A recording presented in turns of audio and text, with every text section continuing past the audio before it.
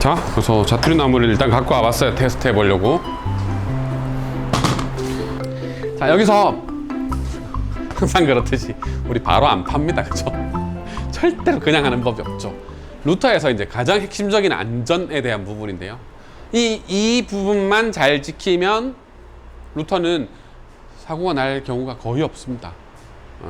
그런데 이 부분을 잘 지키기가 되게 어려워요. 뭐냐면 작업 방향. 자, 이걸 엎어놓고 이렇게 딱 볼게요. 이렇게 딱 보면 날이 이렇게 돌게 생겼어요. 그죠?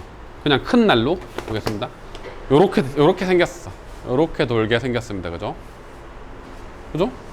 그러면 얘가 이렇게 깎고 이렇게 깎는, 제가 지금 진행하고 있는 방향대로 이렇게 앞으로 깎으면서 지나가면 이 나무를 삽질을 하죠. 이렇게 삽질 하면서 가죠. 그런데 단점이 뭐냐면 여기서 이 나무가 이렇게 됐을 때 나무는 이렇게 된 게 실이라고 했죠. 이렇게 실, 혹은 빨대 이런 거예요. 그런데 이렇게 생긴 걸 이렇게 깎다가 이 안에서 바깥으로 치고 나오게 돼 있잖아요. 그러면 이 실을 이렇게 잡아서 뜯으면서 나온다. 그죠? 약간 그런 방향이죠.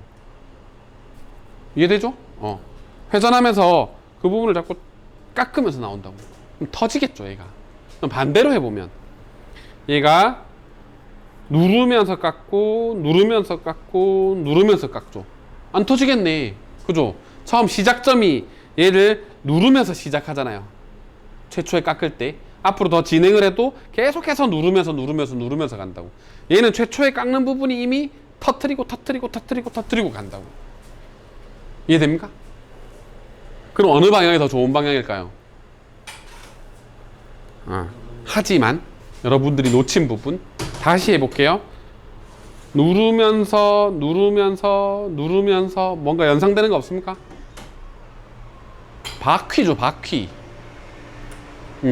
바퀴인데 갈고리가 달린 바퀴예요. 엄청난 파워라는 거죠. 스노우 타이어 같은 거야. 스노우 타이어보다 더 심하지. 탱크 바퀴 같은 거예요. 엄청 뒤로 물러서지 못할 정도로 세게 꽉 잡으면서 오는데, 자, 여기 RPM 적혀 있습니다. 가장 늦은 RPM이 9000rpm이에요. 1단계를 하면 9000rpm, 가장 빠른 6단을 놓으면 22000rpm입니다. 자, 계산해보세요. 분당 9000rpm으로 계산해봅시다. 분당 9000번 도는 거니까 초당 60으로 나누면 1.5바퀴인가요? 아니죠. 150바퀴, 150바퀴죠. 초당 150바퀴를 돌고 있어요. 초당. 제일 느린 게 22000rpm이면 그거보다 2배 넘는다는 거죠. 초당 300바퀴를 넘는, 1초 하면 얘가 300바퀴 돌았어. 어마무시한 속도다. 그죠? 그거를 내가 당기면서 깎다니 라고 생각하셔야 돼요. 그 바퀴를 내가 감당할 수 있을까요? 얘는 몇 마력이더라? 어쨌든 마력이에요. 예. 0.5마력 이런 거 아니고요. 마력이에요. 3마력, 2마력. 사람 한 명이 말 한 마리를 감당할 수 있습니까? 감당 안 되죠, 그죠? 안 돼요. 안 돼요. 그래서 절대로 날이 회전하는 방향으로 굴러가게 만들면 안 된다. 이해하셨죠? 그래서 그냥 규칙처럼, 이거는 제가 다른 거 외우라고는 안 하는데 이거는 하나 무조건 외우라고 그럽니다. 나무가 왼쪽, 나는 민다. 오른손잡이, 왼손잡이 구분 없습니다.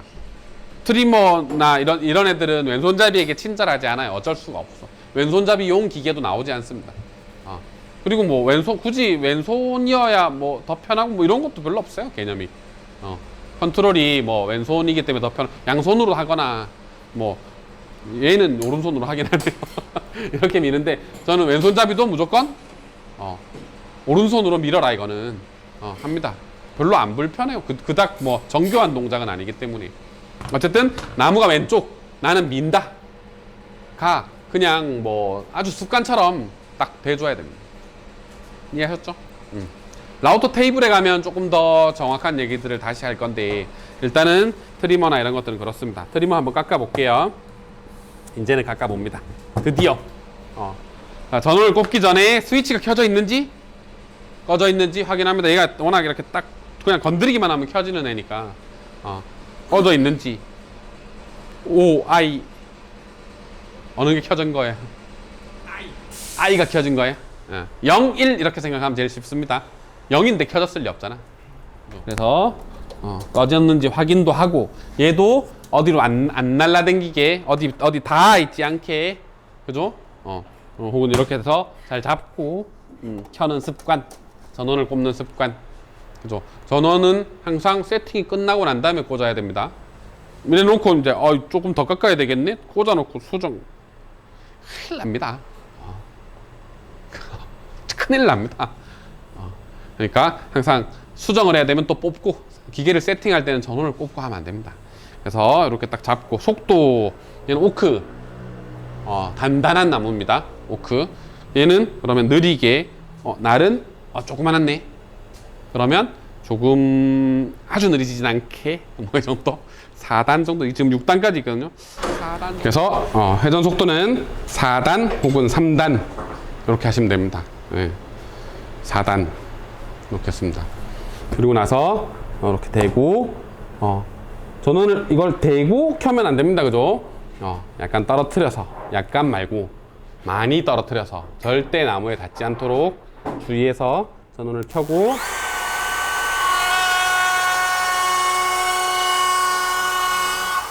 이렇게 깎아줍니다. 중간에 이렇게 뭐 처음부터 끝까지 쭉 팔 수도 있겠죠, 그죠? 쭉 팔 수도 있는데 중간에서 이렇게 들어갈 수도 있습니다. 필요할 때 그죠? 뭐 어떤 모양을 내려고 했을 때 이렇게 충분히 할 수 있다, 그죠? 근데 끝나는 부분이 이런 라운드 비트들은 무조건 라운드든 뭐든 루터는 끝나는 부분이 약간 이렇게 라운드로 딱 끝날 수밖에 없어요. 태생이 그렇게 생겼으니까 그죠? 회전하면서 깎는 거니까 이 부분을 감안해서 디자인을 하거나 특히 모퉁이 같은 데서 만약에 이렇게 딱 꺾고 돌아갔다. 그래서 모퉁이 부분에 라운드가 생기면서 가겠죠. 그 부분은 이런 45도 각도일 경우에 끌 같은 걸로 정리를 해가지고 딱 직각을 만들어 주거나 아니면 그 자체를 디자인으로 생각하고 처음부터 작업을 하거나 이렇게 시작과 끝 부분이 이렇게 라운드 진다라는 건 이해하고 해야 됩니다. 그래서 다 깎으려면 처음에 들어갈 때 이렇게 들어가야 되는데 베어링이 기대서 도는 거잖아요. 여기가 이렇게 곡선이어도 곡선 따라 돕니다. 이렇게 베어링이니까. 그러면 여기에서 내가 될 때 조금 잘못되면 여기서 출발되는 수가 있겠죠. 이쪽으로 넘어가는 수가 있겠잖아요. 그죠? 그 부분 조금 신중하게 주의하면서 하는데 여기서 하나가 뭐냐면 이렇게 작은 가공을 할 때는 거꾸로 당기면서 깎기도 합니다. 왜냐면 뜯겨버릴까봐. 요런데 이제 이쪽은 마구리면이니까 절대 안 뜯기고요. 빨대 소순 부분이잖아요. 요 부분 할 때 두두두둑 진행 방향에서 뜯길 수 있다고 했어요. 그죠? 그러면 당기면서 깎기도 합니다. 특히 오크가 나무가 성질이 더러워. 그래갖고 안에 할열이라고 하는 그 잔 크랙들이 되게 많아요. 그래서 잘못 걸리면 툭 하고 떨어집니다. 조금밖에 안 깎는 건데도 거기가 이렇게 칙 하고 떨어지는 경우가 있어요. 그래서 거꾸로 미는 경우가 있습니다. 이렇게. 아까 막 말 얘기하면서 그죠? 면마력이 어쩌니 저쩌니 그래놓고 딱 보니까 별거 아니다 그죠? 그렇게 생각하면 안 됩니다. 아주 작게 가공하니까 그런 거예요. 그리고 내가 이걸 알고 대비하고 있으니까 그죠? 일로 굴러올 거라는 걸 내가 알고 있어요. 그러니까 그걸 버티면서 깎아준 거예요. 이렇게 작게 트리머로 조금 깔 때만 가능한 얘기입니다. 절대 다른 거에서 이렇게 하시면 안 돼요. 그리고 여러분들은 초보 때는 절대 이런 작업 하면 안 되고 왜 이걸 굳이 하면 안 된다 그러고 보여드리냐면 여러분들이 워낙 많은 매체에 노출되기 때문에 유튜브 같은 거 보시다 보면 거꾸로 미는 사람들 본단 말이에요. 거꾸로 밀던데? 그렇게 생각하실까봐 미리 한번 보여드린 겁니다. 그래서 마무리할 때는 이렇게. 그래서 주의할 거는 방금 말씀드렸던 것처럼 출발할 때 만약에 끝에서 끝까지 밀 거면 출발할 때 베어링이 중간에 좀 닿아서 이렇게 쭉 들어가야 될 거고, 그죠? 나올 때 이렇게 빠져나가야 됩니다. 그죠? 이렇게 빠져나가야지 힘을 줘서 베어링을 대고 막 안 떨어지려고 막 이러다가 이렇게 쑥 들어가 버리면, 그죠? 많이 초보 때는 많이 그렇게 해요. 왜냐면 베어링이 떨어지면 큰일 날 것 같거든. 나무에서 베어링이 떨어지면. 근데 안 그렇습니다. 그냥 베어링이 이렇게 다른 나무로 한번 더 해볼게요. 내가 베어링을 잘 안 닿았다 이렇게 생각해 봅시다. 그거 여기 루터로 해볼게요. 자, 트리머 빼고 루터로, 어차피 좀 작은 나무보단 좀 큰 게 나으니까 어차피 깎았던 부분 또 깎아도 루터가 깎는 양이 많아서 그대로 갈 겁니다. 자, 이겼어. 루터로 이렇게 해서 바닥에 닿는지 잘 보고요. 다음 안 되죠, 그죠? 잘 보고 그 위치에서 이제 루터는 켜고 내려가도 되긴 하죠. 켜고 내려가도 됩니다. 워낙 좀 작아가지고 자꾸 건들건들 거리는데, 켜고 내려가도 되는데 켜고 내려가면서 바로 깎아버리면 안 돼요. 켜고 내려가면서 깎이게 만들어버리면 뭐 되게 위험하고 뭐 이럴 것까지는 아닌데, 이 나무가 잘못하면 깨지거나 상합니다. 그래서 나무는 항상 이렇게 조금씩 깎으면서 들어갈 수 있게, 처음 시작하는 부분 그리고 마지막에 빠져나오는 부분, 이럴 때 충격이 많이 가해집니다.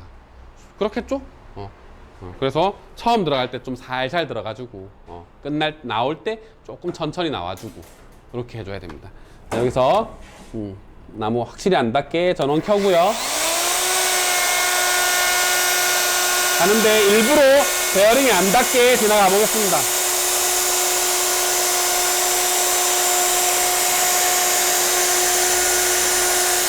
자, 일부러 베어링이 안 닿게 지나가 봤어요. 아무 문제 없죠?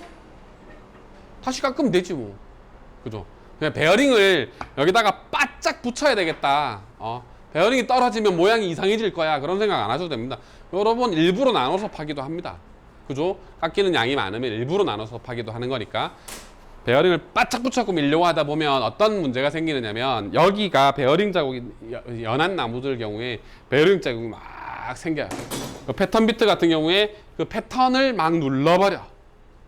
패턴 합판 같은 걸로 만든단 말이에요. 근데 그 합판에 얇은 합판으로 만드니까 얇은 합판을 눌러가지고 원래 깎아야 되는 것보다 더 깎이게 만들어버려요. 지금 45도 이런 거 또 제일 큰 문제가 뭐냐면, 베어링이 한쪽은 진짜 세게 누르는 분들은 베어링이 한쪽으로 자꾸 밀리다 보니까 안에서 진동에 의해서 이 볼트가 풀려버려요. 왜 풀렸다?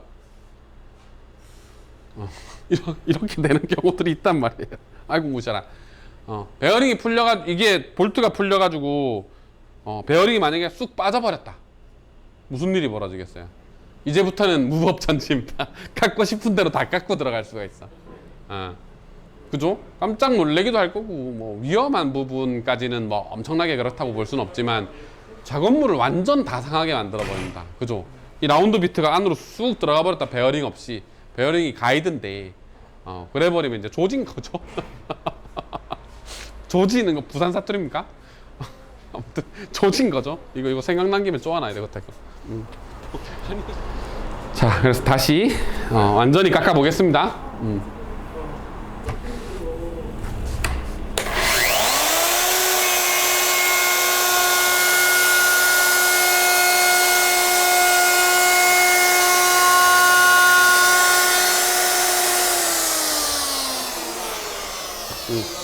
엄청난 먼지다, 그죠? 자, 라운드 예쁘게 깎였죠, 그죠? 아주 예쁘게 깎입니다. 근데 제가 아까 약간 높게 세팅한다고 했던 거, 여기 약간 턱이 생겼다, 그죠? 아주 약간 턱이 생겼죠. 왜 이렇게 저는 하느냐면, 나중에 이거 샌딩 사포질 해야 되잖아요. 사포질 쫙 하고 나면 여기 그 제대로만 그냥 딱 끝내놓으면 여기 각이 생겨요. 사포질도 꽤 면을 좀 깎아내거든요. 각이 생기면 그걸 또 이렇게 막 다듬다 보면 원래 예뻤던 모양하고 좀 다르게 갈리는 수가 있어요. 그래서 요 면을 싹 갈면 그게 낮아져서 여기가 그냥 딱 아름답게 끝나도록 하기 위해서 약간 더 줍니다. 그리고 살짝 덜 이렇게 딱 맞게 했다고 생각하는데 막상 덜 깎인 경우들도 많기 때문에 요게 살짝 보여야 저는 이게 다 깎였구나 하고 안심을 하는 편입니다. 이건 뭐 성향이니까 여러분들 취향껏 하시면 되는데 저는 이렇게 합니다. 요거보다 지금 얘보다는 조금 덜 깎아요. 그냥 진짜 거스러미만 살짝 일어나는 정도? 그 정도만 해가지고 티를 냅니다. 티를 내줘야 정확하게 깎였다는 표시도 되고 샌딩했을 때 좀 각도 안 생기고. 자, 일단 핸드루터는 요런 정도 뭐 요런 느낌으로 쓰는 거예요. 여기서 템플릿 들어가고 자, 가이드 부싱이라는 게 들어가고 이렇게 들어가면 굉장히 다양한 작업들을 하게 됩니다. 예, 그냥 일반적으로 베어링 밑에 정도 달아서 하는 게 요런 수준이고요. 자, 좀 이따가 템플릿과 가이드 부싱에 대해서 한 번 더 얘기하고 또 테이블 루터에 대해서도 얘기하고 그렇게 또 하게 될 겁니다.